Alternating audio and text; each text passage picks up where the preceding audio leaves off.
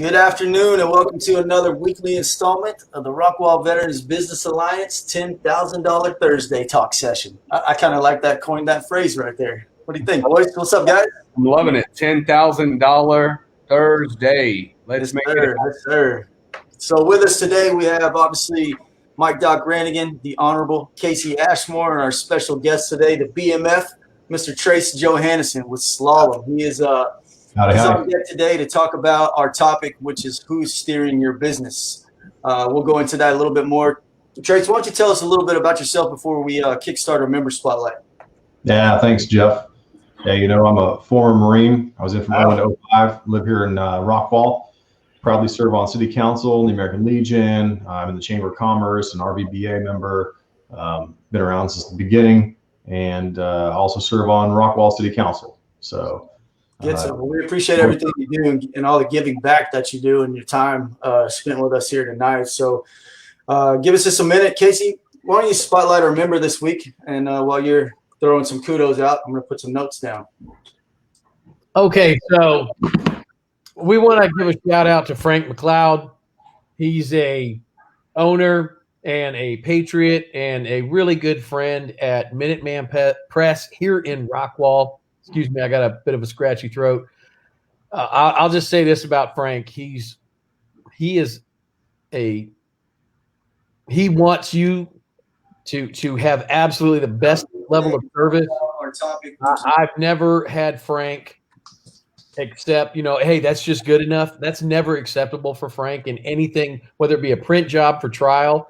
He's made any number of marketing products for our company and for our friends and neighbors. And, I don't know what you know about Minuteman Press, but it is a small individually owned business right here in Rockwall. It's in the same shopping center as Planet Fitness. It's kind of down near Arboletus, a little bit tucked out of the way, but any kind of marketing material and especially big print job needs that you have, whether that be banners or signs or hats or shirts, they're amazing. And, Frank recently did shirts for our company and, one, like normal, he would not take, hey, Frank, that's good enough. This is not a business that will phone it in. If you're not absolutely satisfied, you're going to get the product you want, and he'll send you, trial and error after trial and error. If it doesn't look quite right, let's just make it absolutely right. And he's always over the top. So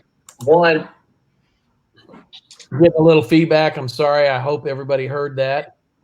Thanks, Frank McLeod, Minuteman Press, Rockwall, for being a patriot, business owner in our community, supporting the RVBA, and for lifting us all up. You and your team do an amazing job. Graphic design, marketing materials, print jobs.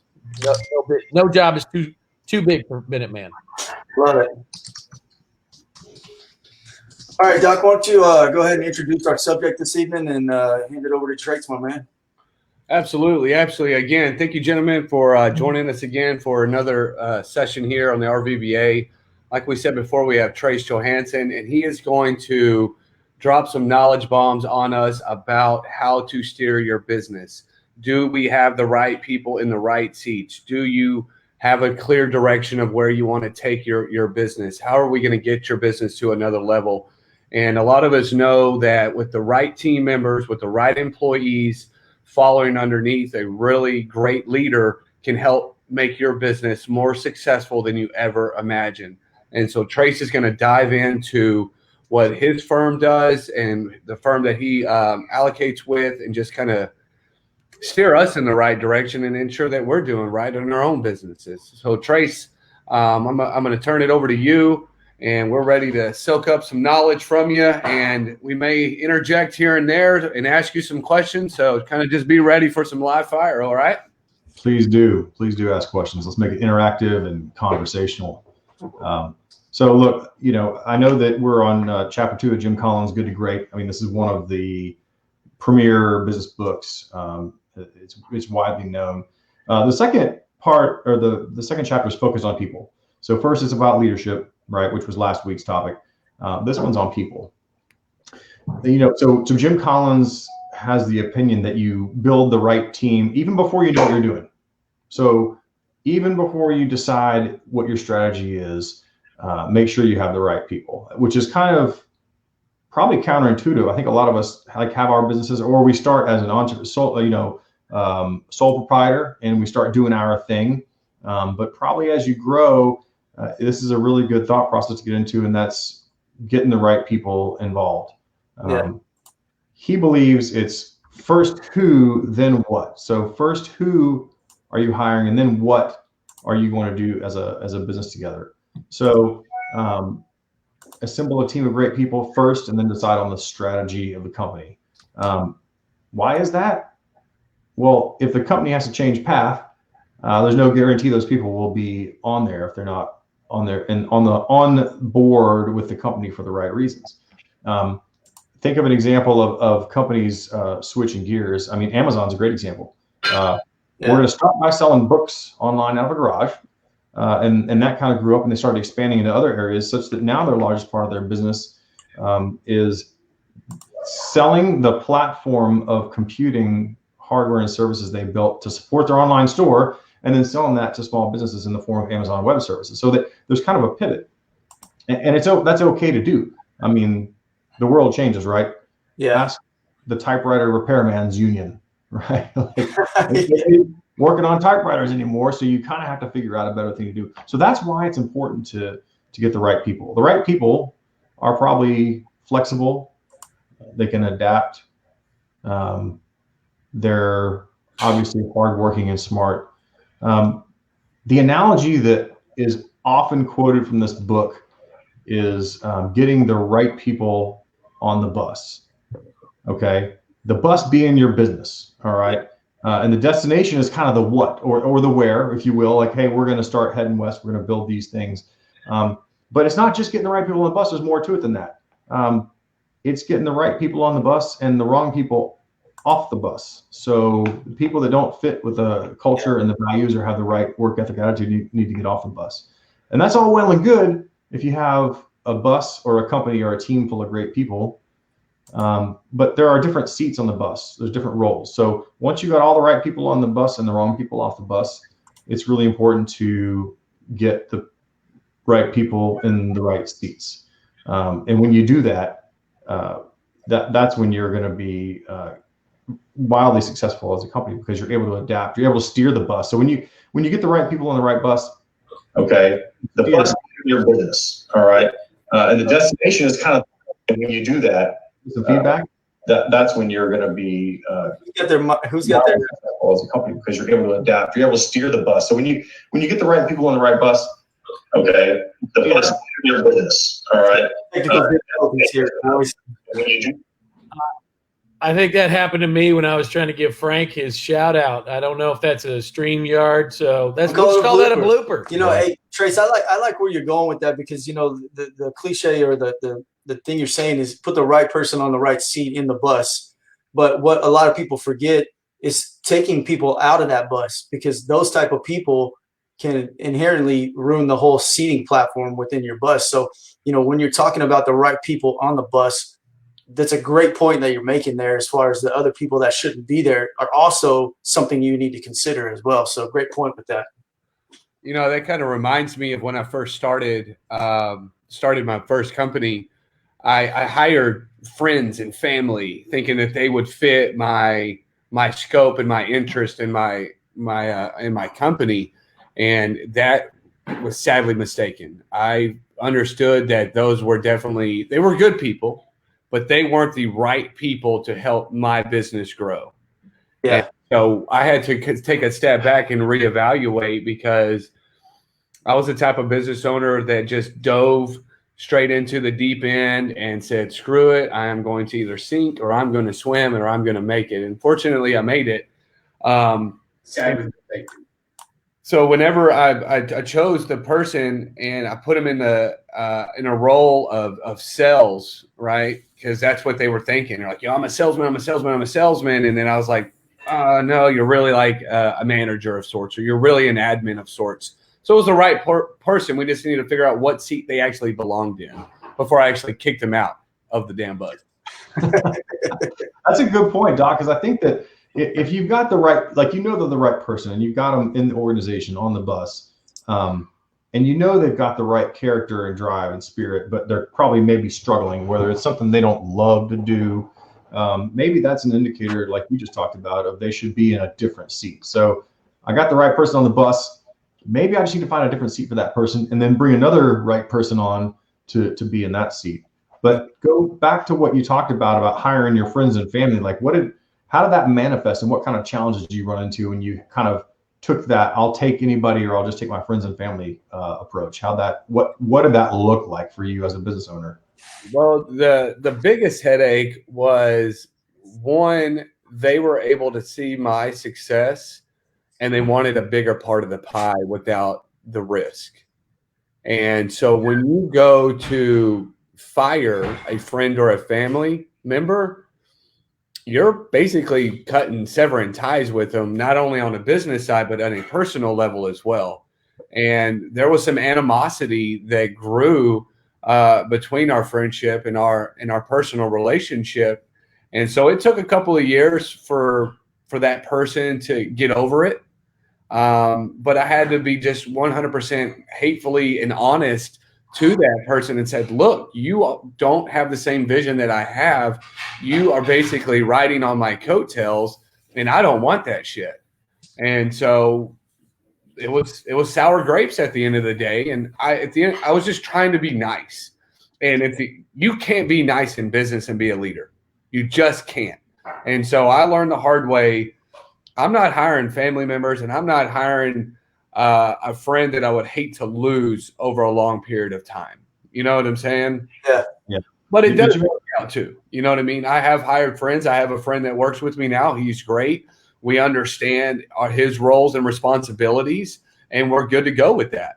And we're able to talk through it. So it doesn't always have to be a negative result by hiring a friend, but understand when you hire a friend or a family member, be willing to lose that friendship if things don't work out. Because at the end of the day, I came into business to be a business owner, not a matchmaker or a friendship maker. Well, I'd like to hear from Casey, because Casey's always the nice yin and yang between our type A personalities. You know, Doc, you had said something, you can't be a nice leader. I kind of saw Casey's little antennas poke up there. What do you think about that, Casey? Can you be a nice leader? Because it's a tough job. That's a tough one. Everybody has a different leadership style, and I respond better to the type of leaders who draw out loyalty and love, right? And the type of level 5 leader that I aspire to be, because I know that I can go into drill instructor mode, because I lived with one, and also served in the military and what have you. But, you know, I can bark commands and I can get shit done, but I never responded to leaders like that. Though in my mind, those are leaders who get adequate performance. And you know what adequate performance gets you? A pink slip, just like Doc was saying, right? You're not going to have, you know, you got that bus in our advertisement for tonight. I love the bus you picked, because it's not just a Bluebird, you know, like we worked on down at Cassell's Auto and Truck, you know, for the school district. This thing's like a monster truck bus. It's stoked out. It probably has a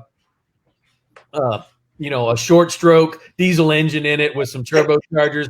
It's awesome, right?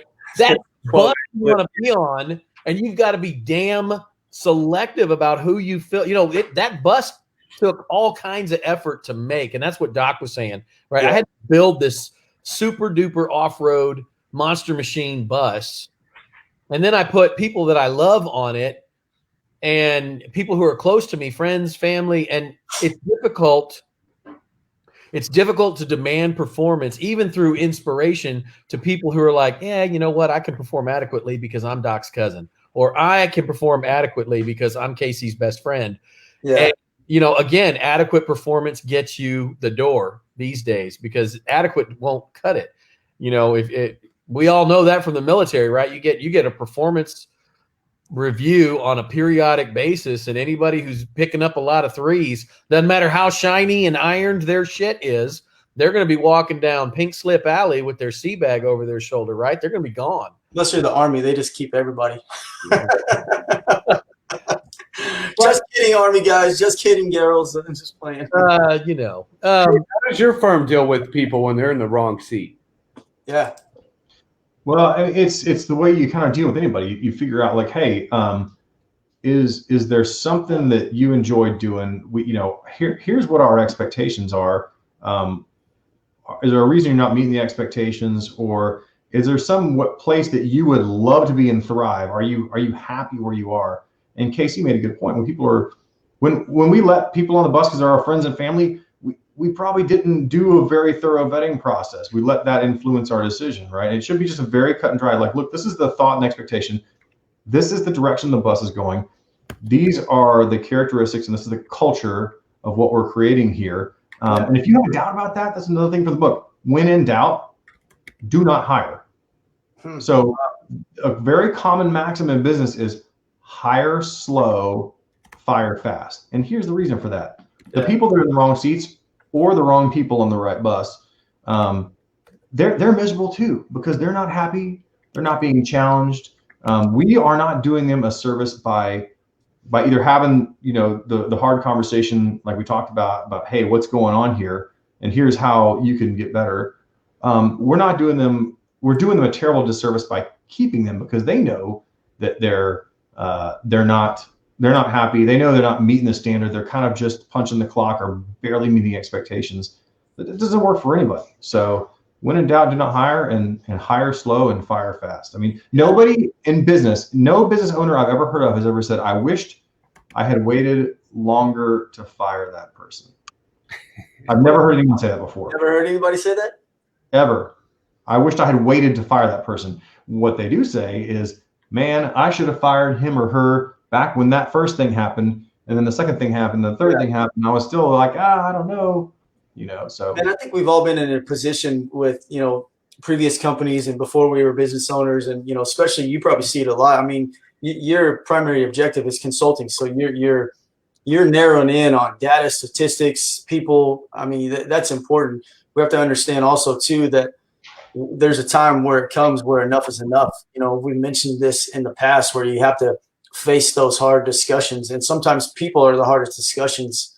From a previous management position, sometimes the business isn't the problem, the people within the business. So, learning to talk to your people, learning to communicate with them. And I love what you said there, finding out, does Joe really want to be over here where he can thrive and succeed? Or is Joe just a bad apple and we need to kick him to the curb?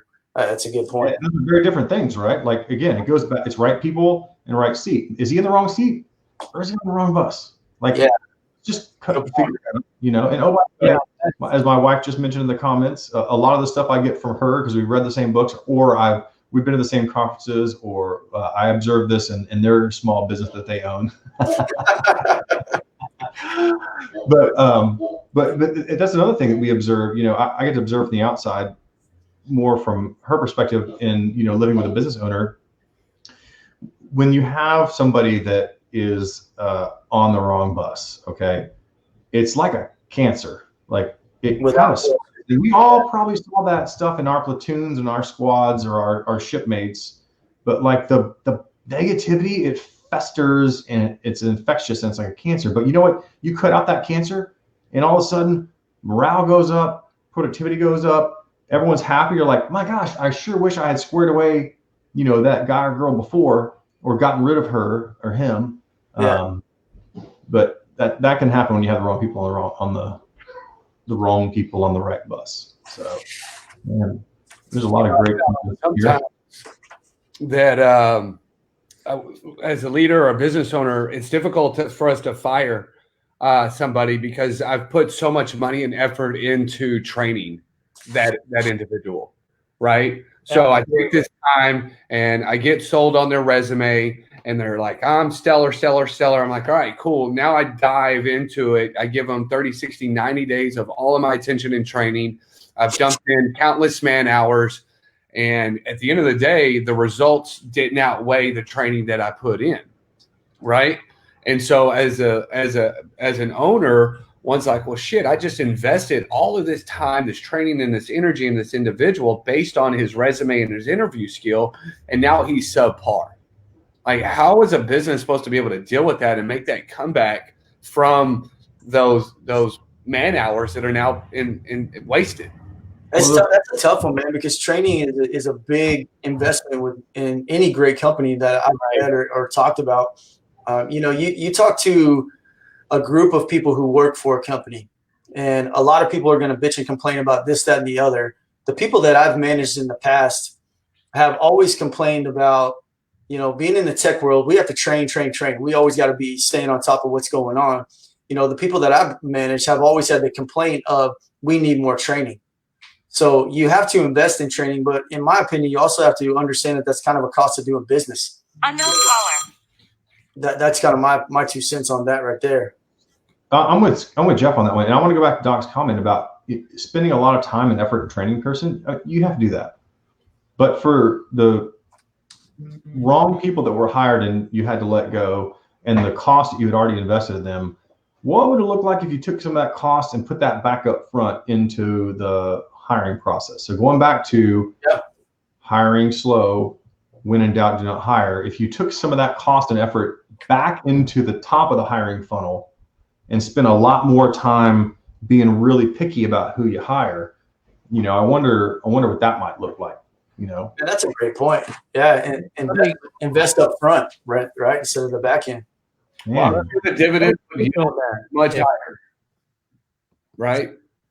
Go ahead, Casey. What were you trying to say, buddy? Well, Doc had something to respond first.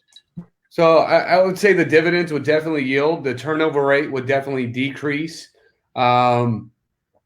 So understanding that, but we'll take a company that I know really well, and they're in this pivot, right, where they're seeing large contracts come in, but yet they don't have the employees to maintain those contracts. So your thought process is hire slowly, right? But if I hire too slowly, I run the risk of not being able to gain these new contracts that are coming in. So now I'm in a rock and a hard place. I need to hire slowly so I can make sure that I have the right people at the right job, so I don't look bad on this contract. But if I wait too long, I miss out on this $200,000-$300,000 potential contract that's sitting at my feet. So sometimes as business owners, we get put into a situation where we have to make split decisions. We have to take that risk on those people, because if we don't, we can lose out on growth. We can lose out on our brand can be hindered, because they go in and say, yes, I can do that. I can do it. And then they're like, all right, well, you won the job. Now where are your people? And you're like, oh shit, I need to hire slow because Good to Great told me to hire slow. Or this guy over here told me to hire a certain way. So it kind of puts us in a conundrum at that time of either do it or don't do it. And so it can be costly on both ends at the end of the day. Mark Kippett just did a good comment. I'll throw it back up on the screen. What do you guys think about that comment right there? Don't fall victim to sunk costs. Losses rarely are recovered. What do you think about that, Casey? I completely agree with that. And I know exactly how painful it can be.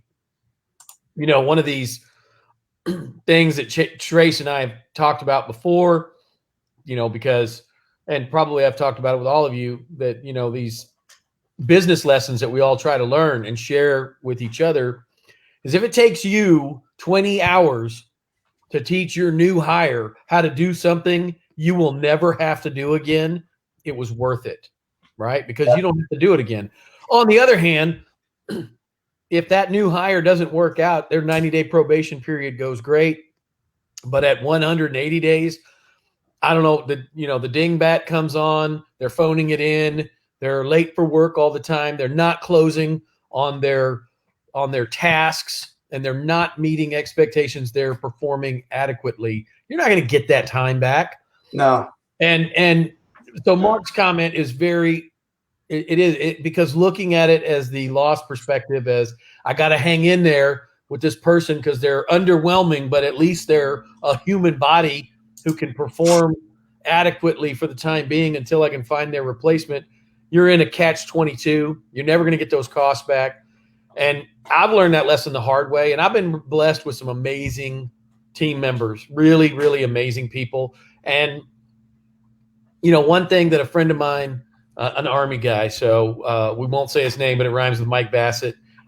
Bassett, he's a great guy, but attorney, mentor, friend, Army warrior, artillery guy. And, you know, he said that 50% of the time when you come into, whether it was his unit or whether it was his office, he's like 50% of the time, somebody in your office is upside down in their life. Something is not going right in their life. They will not share it with you, no matter how intimate or friendly your relationship with them is. They won't tell HR, and they're either thinking about walking out the door or they've already checked out in their mind mentally, and that's why they're only performing adequately. And you just can't control all of that because life happens.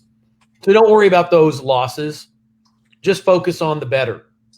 And one thing that I have learned, again, School of Hard Knocks, thank you. Got my PhD and everything, but the School of Hard Knocks has taught me to hire slower, to screen more thoroughly, and to vet candidates through a multi-step process with some really intuitive people. And I hope this doesn't come off as gender offensive, but if it does, you know, sorry. We call it women's intuition for a reason. It's not a made up myth. It goes all the way back to, you know, the Adam and Eve days, to the ancient Greeks. They all knew and recognized that women are more intuitive than men. We all have a gut instinct. Theirs is stronger. Hence the name women's intuition. And having my female colleagues, not just my wife Jennifer, screen employees, but having my female colleagues participate in the vetting process, we have found better and better candidates every time. When somebody gets a job promotion, they move on, they move up to Oklahoma, whatever, you know, life intervenes, they got a new opportunity, stand in their way. But screening and then putting, again, right people on the bus and in the right spots to help you hire slow, and then making those decisions faster. You're absolutely right. Here's that. Here, I don't mean to cut you off, Casey. I thought you're my bad. You know, this is kind of tying into a great comment that Adam Payne here. I'm gonna throw it up on the screen here for everybody to read, but I'd like to hear Trace's input on this and what you think about hiring for culture and how difficult that is today. I'm a huge believer in hiring for culture. You know, the reason I picked Slalom, the firm where I'm at today, besides the fact my wife told me to go look for a better company, was I found the troop welfare and taking care of your people in the civilian world like seriously lacking, and I needed a firm that had a great culture. So when I looked at them and hired, I had like 8 or 9 interviews before they finally hired me. So they were being very careful, which is a good thing, because by the way, we have hire slow. We have really good tenure here. Our people love the company. You know, and the other thing about, you know, us military guys and gals is we have been really good utility players for a while, and we're used to a strong culture. So we may not have all of the skill sets that someone who's been in their career for 10, 15, 20 years has, but you know what we got? We got leadership skills. We know how to work hard and solve problems and just run through walls. And that's stuff that probably the average person, some may have, right? But just the regular Joe that just goes to college, gets a job, hasn't had to suffer, hasn't had to work, probably doesn't have that kind of culture. And I think that's what a lot of military folks like us have as an advantage, is that level of it's a strong culture, and it's a culture of hard work. But yeah, it can be hard to find, but it just goes back to the, you know, hire slowly and asking questions and watching what people have done and comparing that to what they say. So, yeah, and you want to have more people in the hiring process than you think you really need, right? I mean, more people involved in the process brings out more questions, brings out a little bit more communication. I remember when I first moved back home, I was hired with a company on the other side of Dallas, and I, like Trace, went through a handful, almost half a dozen interviews with 6 or 7 different people. And obviously it didn't work out. But at the same token, it was a learning process on both, because in the hiring process, you want to hire the person that best fits your culture, because with experience, those people can be trained. But also, if you're going through the hiring process, remember, that's an interview for you as well with that company. Like Trey said, he was looking for that type of culture, so him and his family were involved in a company that really cared about them. Because I saw in the comments here, you know, if you hire somebody that cares about your business, that person is going to pretty much be one of your top performers, but they actually care. Hiring slow. It lets you filter out the people who are just kind of like looking for a job. If they do they want to work at your company? If they're going to go through the pain of a couple of different interviews, like you kind of get the impression that, yeah, they might be committed. Maybe they do want to work here and they will stay longer. You know, it's a neat way to filter the lightweights out. Yeah, because a lot of people don't understand that that term. Some of us veterans throw around called "embrace the suck." Jeff, you must be a speed reader, because you threw Mark's comment up there and yanked it back down quick, man. I'm not sure. Yeah, I will tell you that there are, speaking on your comment, Jeff, there are, I mean, we notice it, and when you go through the things that you go through military service, and, you know, you guys all went to Afghanistan, so you know, like Shakespeare said, all of us hold our manhoods cheap while any fought with you on St. Crispin's Day. And I mean that especially because tomorrow is Patriots Day. So thank you guys for, you know, the millennial generation. Your generation takes a lot of bullshit from leaders from my generation and the generation before me about how America is, you know, swirling the drain because of millennials. But you guys all went to war after 9/11. You put your lives on the line. Everything you got, you put it on the line after 9/11. So on the eve of Patriots Day, thank you. And back to, you know, what we were talking about. And can we get Mark's comment back up real quick? Because that was really fast. You know, I'm against that book learning, Jeff. Dead horse. I'll leave the comments up longer. Jesus, man. You know, I'm old and my glasses are, you know. No, let me back up for the World War II veteran real quick. Want me to read it out loud for you, Casey? Yeah, hold on. Put your portholes on, brother. Your other set. There it is. Yeah, so this is again, you know, where, you know, Mark's making a comment where always beneficial to have people involved, and that's a lesson I learned the hard way. A lot of people involved in the process, and I think that's right to what Trace was saying about when you're looking for that culture, right? Like, what's the culture of Black Level AV and Doc's Residential Roofing? Having other people who are part of that culture, right? They're on the bus.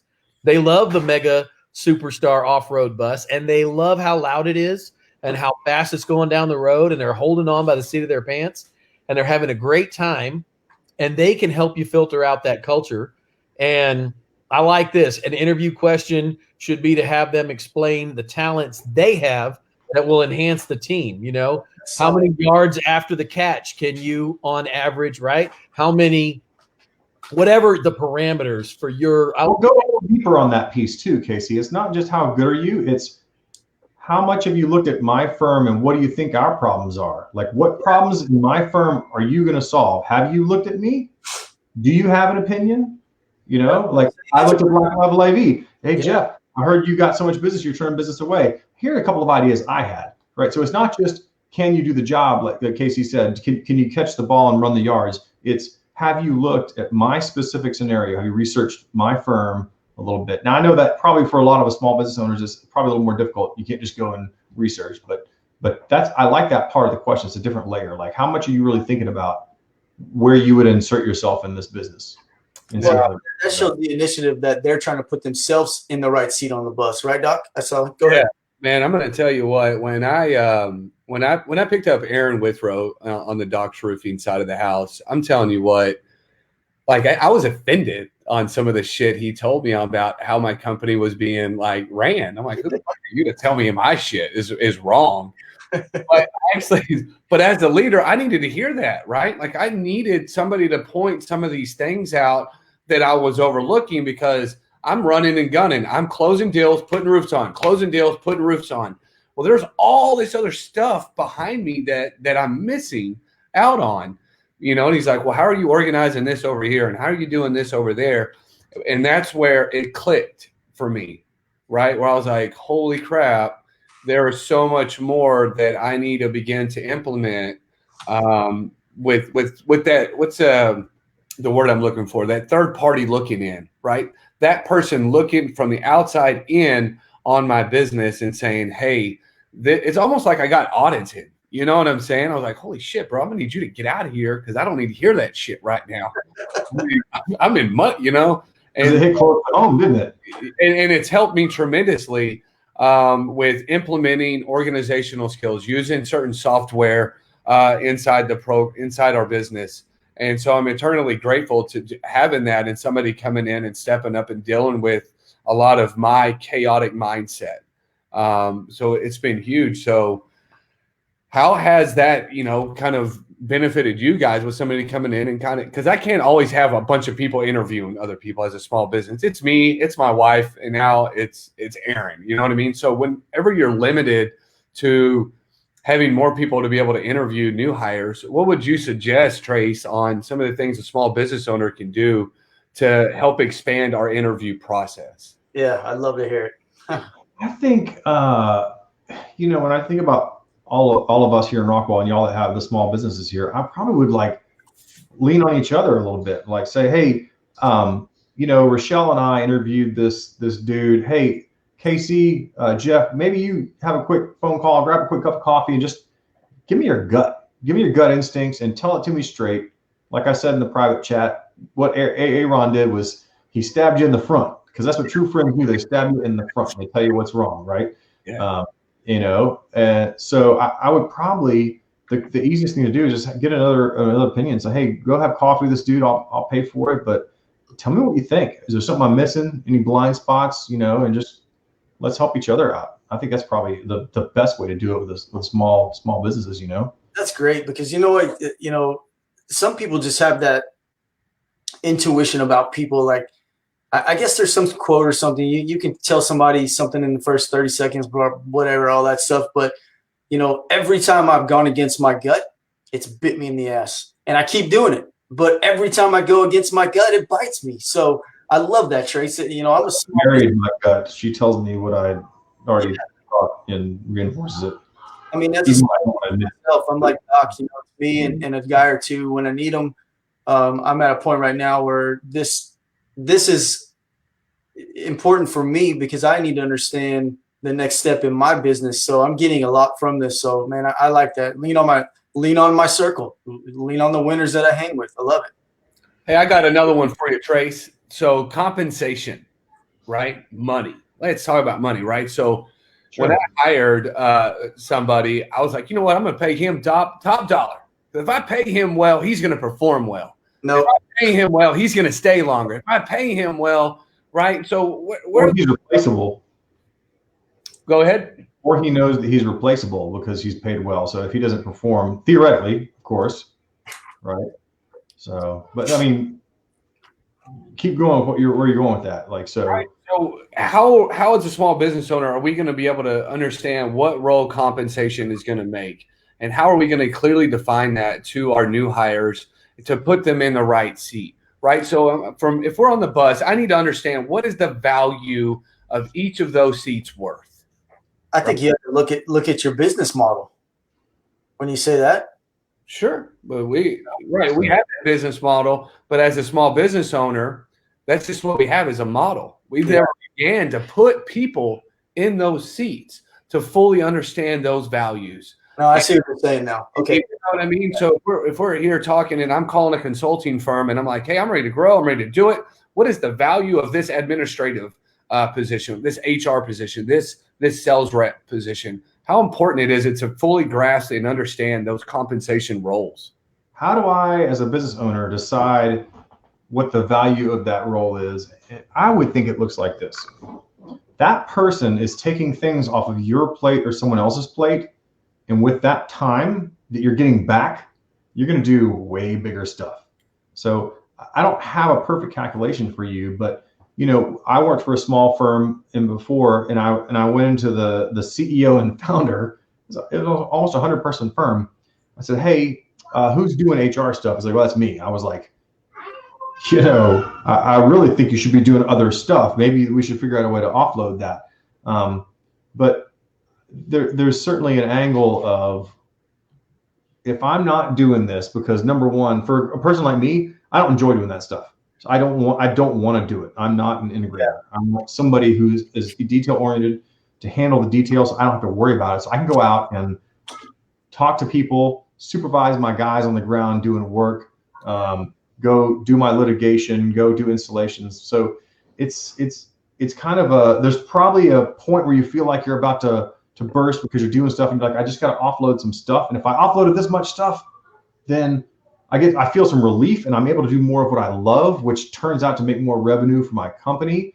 And then maybe that part-time person turns into a full-time person as I offload more stuff and I'm able to do more stuff and as you grow. But I don't think there's a perfect example. And actually, Amy makes a really good point as a former business owner who had what they call a professional employment organization, I think a PEO firm.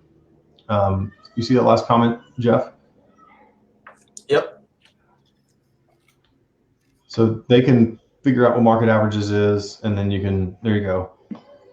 And from you, Mike, or for any of us, when we feel like we need somebody, it's kind of like, do I have enough to keep them busy? And then does that make financial sense to me? If I bring this person on and the fully burdened cost ends up being like $50,000 a year, which is not top line. That's out of the expense line. So $50,000 a year fully burdened.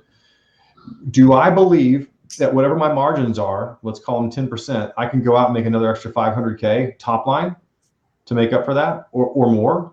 Those are the kinds of things we have to think about. And this is cocktail napkin math, mind you, right? But directionally, that's kind of the way I would think about solving the problem. If I can offload these things that take me 3 hours a day and spend those 3 hours working on my business or working on sales, am I going to be able to yield a much higher return than the $50,000 that I'm spending on that person and their benefits? That's I'm not sure if that's helpful or not, but that's the way I think about it. I mean, you summed it up very simply, dummy style for us. And I love that. Casey, add on to that, because we've seen you over the last 12 to 16, 18 months, almost double, I'd say 2 years, double the people that are working for you. How did you calculate that as a business owner, bringing on that many people in such a short period of time? What Trace said is pretty on point. And again, learned that through the School of Hard Knocks. Biggest, scariest decision I ever made was to start being an employer. And, I'm going to speak to that.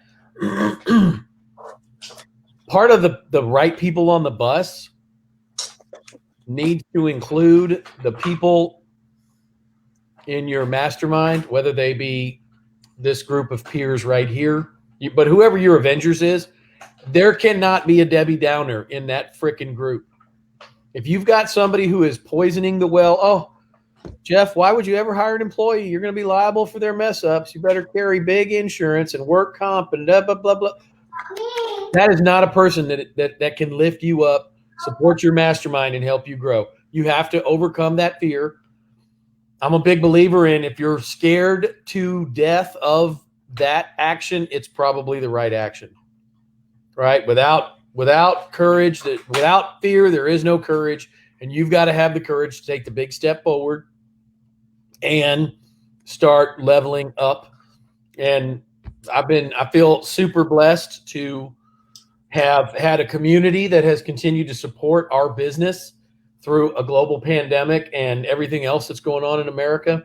But also as we have grown from, 2 people to 10 people. And yeah, it's been in about, that's overnight success. It only took almost 10 years, but whatever.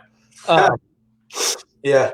The thing is though, Trace is absolutely on point that if this if this person can add this level of momentum to your wheel, right, to the energy on the bus that frees you up to manage more projects or to focus on the core things that are you're truly passionate about. Like, what seat do you need to be in? Because I like to equate. I use a lot of sports analogies, and you need to be a player coach in my type of business, right? You're a player, you're the coach. Can't be, 72-10 Jordan all the time, right? You can't be the most dominating player on the field because you've also got to be the player coach. So you're a little bit more like Larry Bird, and you're running a lot of pieces of the operation. But those key people, the people that were on that I think it was the 1988, 89, and 90 Lakers teams, right? Those key people took a lot of pressure off Larry so he could hit a lot of outside shots and not have to go into paint and get his knees banged up and get thrown down on the floor by the Detroit Pistons and all the other things that the Pistons like to do to Larry Bird to try to win, right? There were other people to take that. And that's what hiring, what Trace was saying, you bring in that person, you find them on the right seat, make sure that they're in a place that they will bloom where they're planted. And then that allows you to do the same, right? You're going to exemplify your skill set where you are. I know some comments came up, and again, too quick. It's just a delay, man, on the Facebook. But I think I think a lot of good points are being made here for especially guys like myself who are small business owners. And since you said, like, if you're scared to death to hire, now's the time. Probably the right move. If you want tomorrow, I got about 7 TVs to hang. All 4 of you guys can come through. Doc had mentioned something here. I'd like to, because we got about 13 minutes left or whatever. But Doc, you make a good point. Let's talk quickly about the type of seats on the bus. Is sales, marketing, operations, project managers, things like that. Tracy, you deal with a lot of different people within your bus. Doc, did you have something specific you wanted to touch on that? No, I just want to really kind of dive in on how a consulting firm deals with labeling some of these roles and responsibilities, and what do they do? Are you using some sort of an analytical algorithm that says, "Hey, you're here today. Your performance level should be here next year. You should be," you know what I mean? What are you guys are doing for businesses that help them ensure that their growth rate is happening to certain specifications? I think I could probably talk about what our really amazing folks at Slalom who work in the organizational design capability could do for like large corporations, but I don't know that our audience is that. What I think would probably make more sense are for small business and entrepreneurs. That's something that Leonard Linsky does really well. Is he in fact, we did this when I had my campaign. We did a half-day workshop where we literally built out I think it was called an accountability chart. It's not the same as an org chart. It's an accountability chart, and it's the roles involved in the organization. And for ours, there was the product, which was in my case the candidate. Mm-hmm. There was a sales component. There's a marketing component. There's an operational component, and then off to the side is the owner's box. Right, this with owners. So you have these roles, right, and they do different things, and they have definitions. And like the sales organization's job is to get sales. They know they're successful when they do X, Y, and Z. Operations, makes the rules and counts the money. Marketing goes out there and tells people whatever. And there's typically at the top there's leadership. There's a visionary and an integrator. Those are the kinds of things that's helpful for someone who's gone through that organizational design process. When you get to a certain point, have that discussion.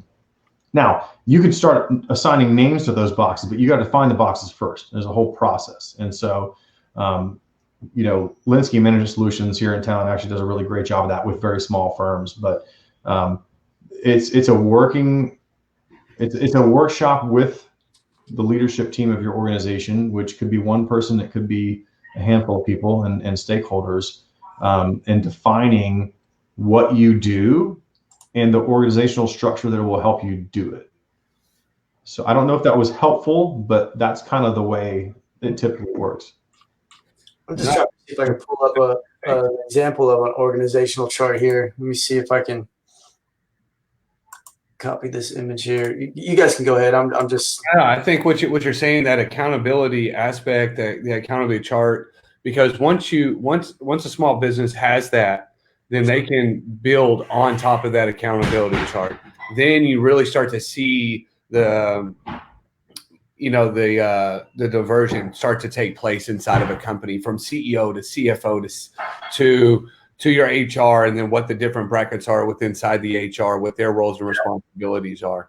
And that's when you start seeing because as a small business owner, that's what I aspire to be. I don't always want to be a small business owner. I want to be somebody that's overseeing, 15, 20 individuals at a time, to be able to lead them, right? That is the whole goal, is to get to a level where you are now delegating and leading, but you have a foundation that you've built over the years so that you lead them properly. And that's where this book really kind of hones in for, is taking, I'm a good company, I now want to be a great company, and be able to utilize these resources that have been given to us so freely. That is what's going to help us go from good to great. That's what we're trying to set this up for, is to go from this small business mindset to a great business mindset. And that's right. And sustain it. That's even more critically, right, to have the framework in place. And that's one thing that's great about organizational charts. It took me a while to get there, but that's something I spent a lot of 2019 doing, writing a manual of operations. It's one of the first things I did when I started my company, but it wasn't something I dusted off every year. And it's something you really need to dust off more than every year. And last year spent a great deal of time just doing a deep dive on all of that, getting those things into place to make sure you got those definitions for where the seats are on the bus, what you have to have, and what your protocols and procedures are going to be on those critical jobs.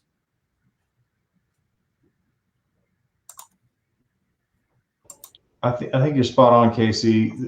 So Amy says there's an accountability chart and there's an org chart.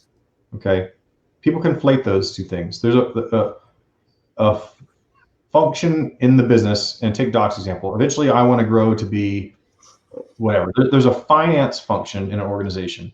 Now, there is a sales and there's an operations function. There's several functions in the organization. Today, Aaron might work in two of those boxes. His name might be in two of those, right? Yeah. Tomorrow, he might be focused on one, and you hire a bunch of other people over here, but the boxes don't change, right? So it's important to understand the difference here between what needs to happen and who does the things. Because they're like Amy mentioned, there will be overlaps, and at some point there will be divergences where, as you grow, you say, this has gotten so big, this person is doing that one thing rather than wearing multiple hats. So. Yeah, and Mark Kippett said, this guy's full of nuggets. I know you don't like the word nugget, Casey, but Mark Kippett has dropped pearls of wisdom, Jeff. Pearls of wisdom. knowledge by pearls of wisdom. Whatever you want to call them, but whatever you want to call them. This sums up almost our entire conversation to a T right here. Put the right people in the right place on the right bus, heading all in the same direction, and make sure every person in that bus brings revenue to the company. I love that. I love that, man. And I think I think we got a lot of good stuff out of tonight. Do we got any outstanding rounds here that we need to fire off before we kind of start wrapping things up? Well, just let me give you my little bit of a takeaway on what I think we really honed in on is I now have a better understanding that I can't sit in all the seats and for my company to be effective. Like I just can't. I can try and wear as many freaking hats as possible, but at the end of the day, I'm going to lose money by wearing too many hats, right? So that's the biggest takeaway for me is that it is okay to hire somebody and put them in a prospective seat and then try to figure out if they're in that right seat. And if they are, keep them there, train them there, and capitalize on them being there. But understand that if they are the right person, that we need to be able to utilize and move them to whatever position they need to be in so they can excel at their fullest potential. Yeah, I like it.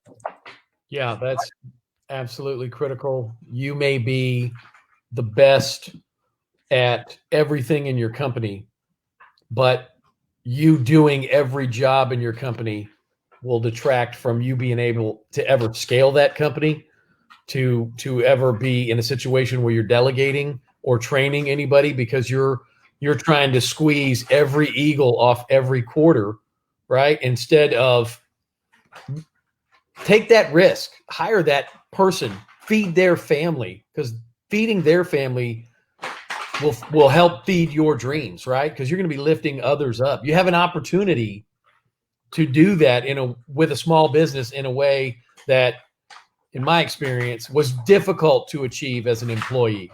And I think it's a total blessing. Man, I'm at the point right now where I think the biggest thing that hit me in the last 10 or 15 minutes was if I'm too scared to do it, now's the right time, because I am in that spot right here. Doc even said it, or somebody said it, where, I'm getting to a point where when I have to turn down work because I'm growing quickly, it's hit me pretty hard tonight. So I appreciate it. And Trace, I appreciate you, stopping by this evening and talking with us. You dropped a lot of pearls of wisdom on us, and we appreciate it. Look, these are all stolen from books I've read or people I know or people I'm married to. Let's not kid ourselves. I'm not that smart, but I'm pretty good at repeating stuff. I feel like you have like the monitor in front of you and Amy steadily just typing and you've been reading off of it the whole time. So thank you, Amy. Yeah. Today. Thanks for Amy for being part of the. Hey, but you do kind of close us out in the right mindset, Trace, and we beat this senseless every week, and it's about continually learning, bettering yourself. Casey says the only competition I have with myself is who I was yesterday. I love that. I've stole that. I've been teaching that to my son on a daily basis, reminding him of that. Let this be a lesson to all of us here that we cannot stop learning.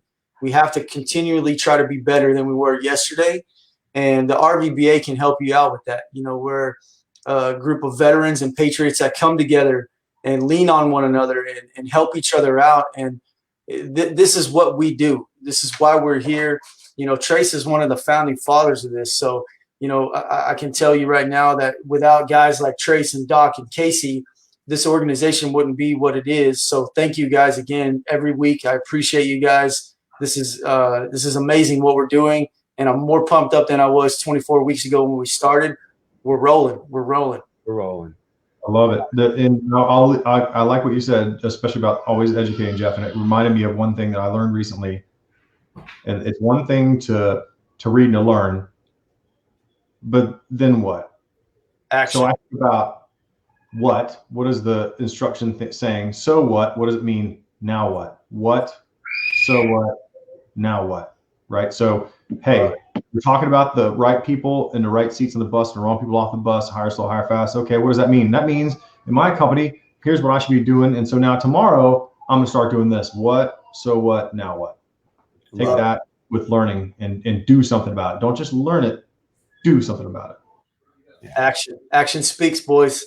Yeah. Hey, before we tune off, man, I just wanted to give a big shout out to anybody that's out there listening live or ends up checking our videos out. Just like Jeff says, we are free to anybody that wants to just shoot us a message and talk to us offline. We have no qualms with that.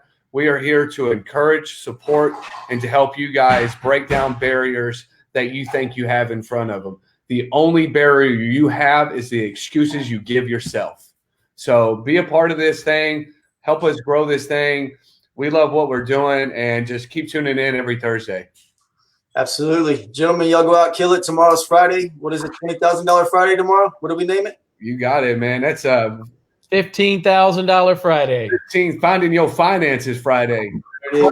Apparatus. Hey, happy Patriots Day. Thank you, gentlemen, again. Yes, sir. Thanks a lot, brother. We appreciate your time. Y'all have a good night, boys. Can't be good. Be good at it. Take care.